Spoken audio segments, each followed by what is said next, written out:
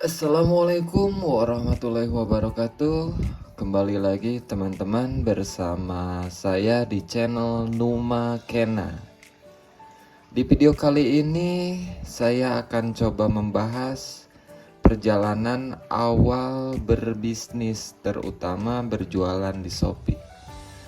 Karena banyak dari teman-teman saya atau dari keluarga atau yang baru kenal dengan saya, coba ceritain deh dari perjalanan awalnya kayak gimana. Nah, saya akan coba buka sedikit gimana perjalanan saya, terutama misalkan saya ambil subbagian di Shopee ya. Jadi tonton video ini sampai habis. Semoga teman-teman nanti bisa dapat insight-nya seperti apa.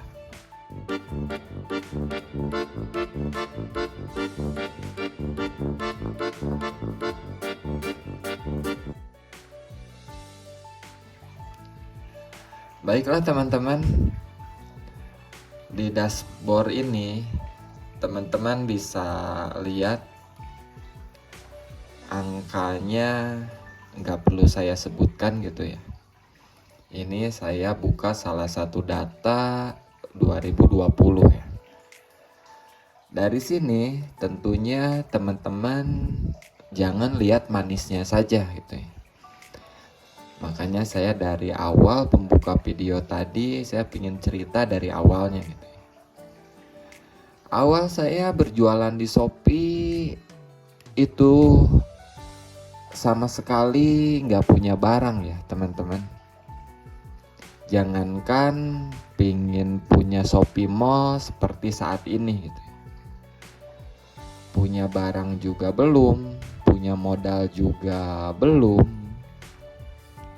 Jadi secara singkat saya akan kasih benang merahnya.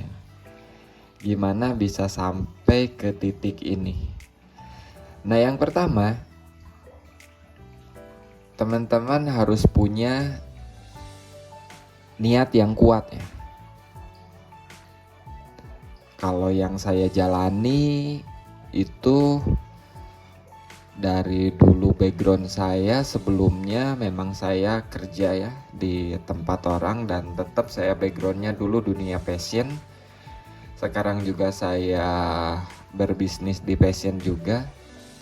Jadi secara linear memang saya dari dulu udah nentuin sikap. Pokoknya saya pingin usaha di bidang fashion. Jadi yang pertama saya garis bawahi, teman-teman harus punya niat yang kuat ya. Terus yang poin yang kedua yaitu atur strateginya. Misal contoh yang saya alami gitu ya. Dulu saya bekerja di fashion, saya butuh berapa lama untuk nguasain keilmuannya ya. Sampai saya menentukan waktunya kapan untuk resign atau berhenti di tempat pekerjaan dan memulai usaha sendiri. Atur strategi itu supaya teman bisa mengeksekusi dengan jelas, tidak hanya sekedar resign ujung-ujungnya malah bingung dan malah balik lagi kerja. Jadi atur strateginya menyesuaikan dengan kondisi teman-teman ya. Oke, 2 poin sudah. Pertama niat, yang kedua atur strategi untuk berhenti kerjanya kalau yang kerja. Kalau yang gak kerja atur strategi kapan mulainya. Nah, sekarang poin ketiga, start mulainya seperti apa?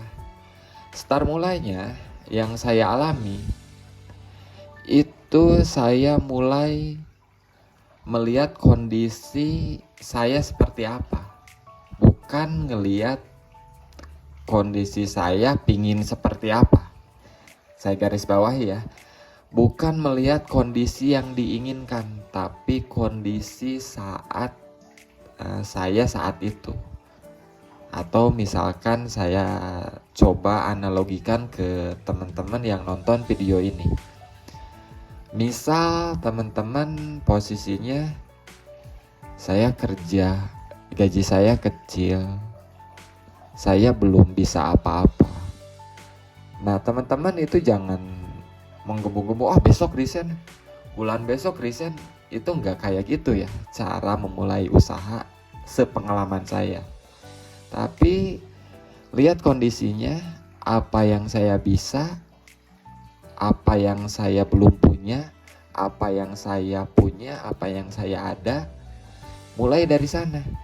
Misal saya gitu, saat dulu saya bergerak di dunia passion. Yang saya bisa ya tentang penguasaan produk, gimana buat produk. Di saat itu dengan knowledge yang saya punya, maju ke tahap selanjutnya, tapi saya nggak punya modal. Gimana caranya ini? Akhirnya saya coba ketemu sama teman-teman, relasi yang bergerak di dunia yang sama, yang sudah punya pengalaman selanjutnya. Jadi pengalamannya lebih daripada saya. Nah dari sana saya coba banyak ngobrol, banyak belajar, dan akhirnya saya coba jualin produk mereka dulu. Jadi keilmuan saya simpan dulu. Nah makanya dari saat itu saya coba, sebelum Shopee ya ada marketplace lain. Bahkan saya sebelumnya dulu juga ada sempat offline store-nya juga. Saat itu saya lupakan dulu keilmuan saya gitu, turunin ego dan mulai jualin barang orang gitu. Beberapa tahun dicoba seperti itu. Akhirnya mah dapat kepercayaan. Sedikit-sedikit dari hasil keuntungan dijadiin modal. Nah, saat keilmuan dan modal ada, walaupun sedikit, dari sana saya langsung bergeser, coba membuat barang sendiri. Nah, itu 3 poin sangat dasar saya garis bawahi dan saya akan ulang. Niat kuat, atur strategi, dan starting mulainya seperti apa ya. Poin 1 niat, poin 2 atur strategi, poin 3 starting mulainya. Oke ya teman-teman. Nah sekarang masuk ke poin 4. Setelah coba buat barang sendiri, dari sana fighting saya tingkatin. Daya eksekusinya saya perlebar, saya perluas gitu. Dan keilmuannya saya perdalam, apapun jenisnya gitu ya. Frekuensi waktunya saya perketat gitu ya. Jadi bisa dibilang dulu kerja hanya 8 jam sehari, itu bisa jadi saat-saat awal, saya masih ingat dulu, itu emang benar terjadi seperti banyak pengusaha yang bilang, di usaha tuh memang santai, tapi limited time. Jadi waktu untuk bersantai itu bisa dibilang nggak ada gitu ya. Kalau kita mau ada sesuatu target yang dicapai gitu. Jadi betul-betul waktu nggak hitung-hitungan lagi, nggak ada hitung-hitungan 8 jam, 10 jam tuh apa. Pagi, siang, sampai malam itu benar-benar fokus. Apa yang mesti dilakuin, apa yang harus ditemuin, apa yang harus dipersiapkan. Itu benar-benar ekstra gitu ya. Kalau mentor saya bilang itu welcome to the jungle gitu ya. Selamat datang di dunia usaha. Beneran deh, teman-teman, di sini saya nggak akan ceritain dashboard yang teman-teman lihat di background video ini. Tapi saya akan cerita fundamental dan tahapannya yang mesti teman-teman persiapkan. Itu baru 4 poin ya teman-teman. Sekali lagi, poin yang keempatnya, di saat keilmuan dan kapasitas tambahannya ada, betul-betul di sana teman-teman harus gaspol ya. Misal kondisi saat ini teman-teman tuh keilmuannya udah ada, modal ada sedikit gitu.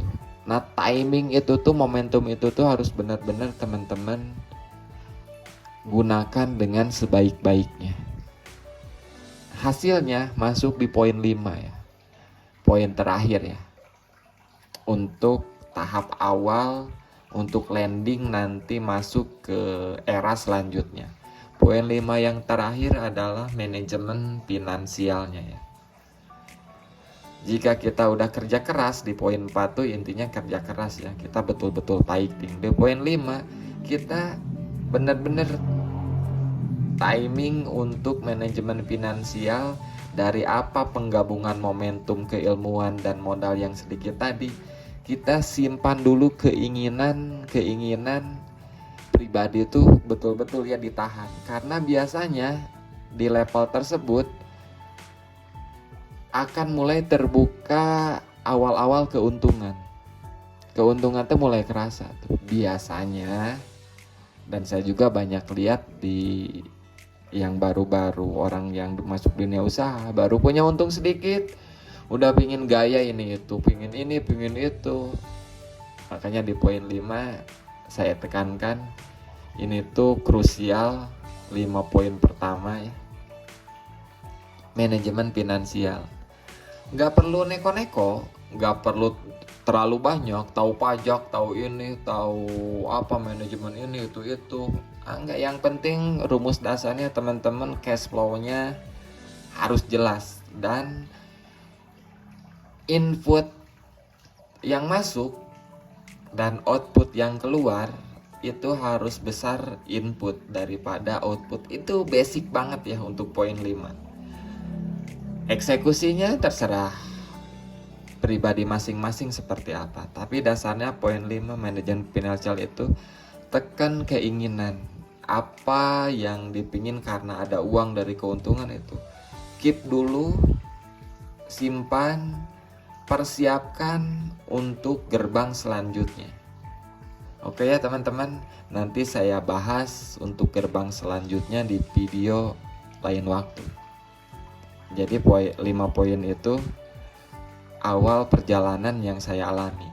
Semoga benang merahnya teman-teman bisa dapatkan. Jika ada yang kurang jelas atau ada pertanyaan, teman-teman bisa tulis di kolom komentar. Semoga saya bisa jawab sesuai dengan apa yang saya alami ya.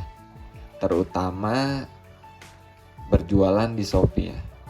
Dari awal Shopee hadir di Indonesia saat itu sampai sekarang. Nanti saya akan coba share ke teman-teman. Oke, sekian teman-teman. Assalamualaikum warahmatullahi wabarakatuh.